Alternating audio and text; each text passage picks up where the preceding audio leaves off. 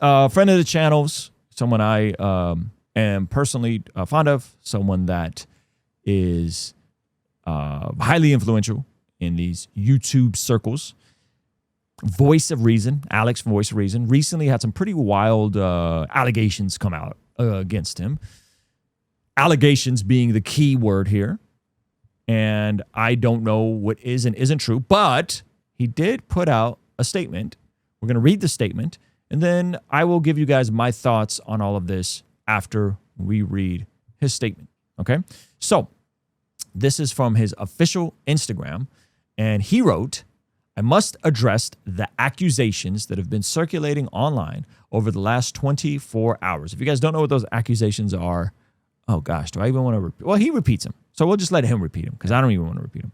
First and foremost, the accusation that I was having an inappropriate relationship with a 14-year-old girl is a complete fabrication. I think out of the stuff that came out, this was by far the most alarming and concerning part of this thing. This was something that when it came out, it was through X accounts that were not big, weren't verified.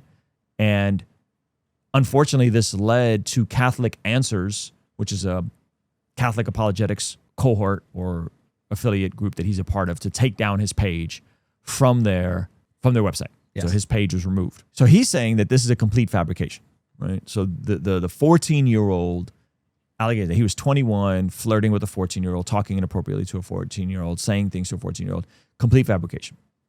He then goes on to say, I am treating an accusation of this magnitude with the seriousness that it deserves, as he should. Mm-hmm. If there is no validity to those claims, he should absolutely do everything in his power to clear his name and to clear up what wasn't happening and how did he navigate this and who put this stuff out there. And he says this. He says, I am treating an accusation of this magnitude with the seriousness that it deserves. I have made my church aware of what is being said about me online and have contacted the authorities. So I'm assuming he makes, I don't know what getting the authorities involved here does, but it sounds like he's doing the thing that he should be doing, which is taking potential legal action, right? Yeah. And then goes on to say, I am voluntarily cooperating in an investigation that will allow the truth to come to light and that will dispel this awful and vicious rumor. I am also prepared to undergo legal action against those who have defamed me. So he's saying this is defamation. Okay. So there's a difference between disparagement and defamation. Disparagement can be you're not painting someone in a positive light. You're not painting someone in a light that is flattering. You're taking a hard tone. You're being negative. That's disparagement. Defamation is you're flat out lying against someone. And so if there's no validity to this claim and they can trace down the IP address of who put this out, there may be something to this because it could potentially protect other people moving forward. We were talking to a friend who said that as a joke in a group text, he put together some fake text messages between him and his brother. Yeah. And he said it was not very difficult to do. And that was the main evidence in this Voice of Reason thing that came out was leaked text messages. Yes. Yes. This is all anchored on leaked text messages. Yeah, exactly. So it could be possible that some of them or all of them were 100% fabricated. Correct. Okay. Correct. It could be possible that some of them or all of them are 100% fabricated, which, listen, I don't want to start out with a bias because this is my friend. Yeah. They're going to do an investigation. I'll talk more about that later. But I think this is an important, if he is being defamed here and he goes and takes legal action and tracks these people down, in my opinion, that could set a healthy legal precedent if these are false allegations and this comes up for somebody else. Yes. Right? Now, the question is, how often do false allegations are happening and how often are they not false? You know what I mean? Like that's a whole nother conversation. But if you could just whip up some text messages and put something out about somebody, and then a certain fragment of the internet is instantly going to go. And I mean, the stuff they were saying about this dude was vile. Not, by the way, Catholics, Protestants, everybody, Eastern Orthodox, just vicious, awful things without hard evidence or a confession on his part. Like, and so again, I'm not saying that he's innocent, but he's denying this for the record. Like he's clear that he is denying this and he's willing to take legal action. Right? And he's saying this is defamation. He then goes on to say, I must also sincerely apologize to everyone who has been hurt, shocked, and scandalized by these rumors. So again, he's calling them rumors. It is of great importance that I also acknowledge all of my mistakes, failures, and sins. I am a wretched sinner who is in desperate need of God's mercy, as well as in need of forgiveness to those whom I have offended and sinned against. So perhaps this is some ownership of some sin, while strong denial of the most egregious, which involves a minor. I must also thank everyone who has reached out to me privately with their support and their prayers, as well as everyone who I've seen defend me publicly. I ask for everyone's prayers in this very turbulent time. May God's mercy, love, and truth always prevail, and may he guard all of our hearts always and forever.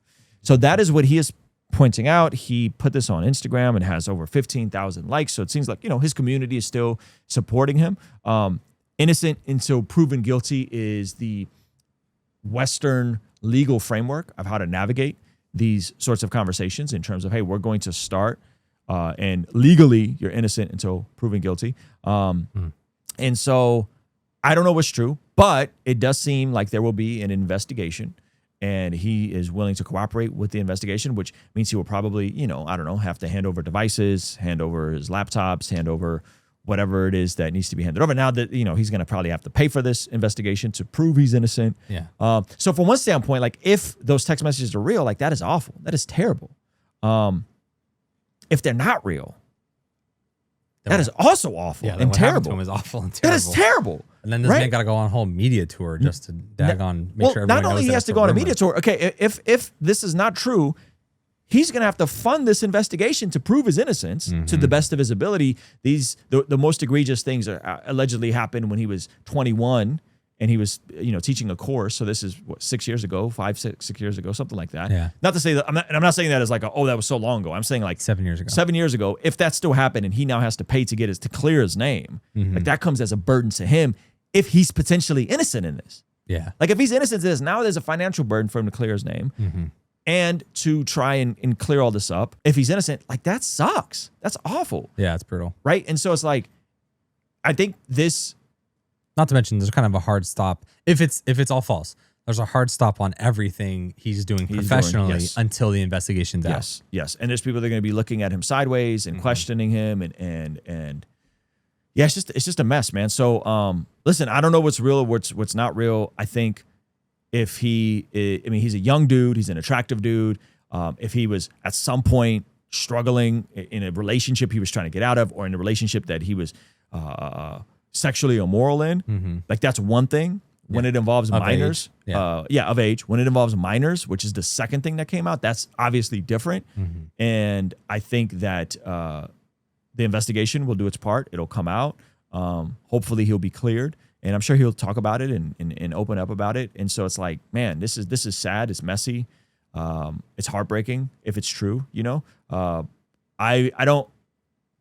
wouldn't get that from him in terms of our interactions and the rapport that we have. But it is scary to think about the possibility that something like this, someone can just smear someone's name by just throwing up some text messages on X. Yeah. Without any verification, at least with like a Julie Royce report, there's multiple witnesses that have to come forward. She's told me that before. She's told me, hey, I don't run anything unless there's multiple witnesses that come forward. There's multiple things she has to verify. Some people, I think she usually says, 2 people have to go on the record. So there's at least checks and balances when a Julie Royce is doing it. That is different than this, where someone anonymously can come out and throw up some text messages and say, see, he did this when he, 7 years ago, and it's a PDF file. Yeah. That's brutal, man. And a pile on. And the pile on is like, it's brutal. It's brutal, man.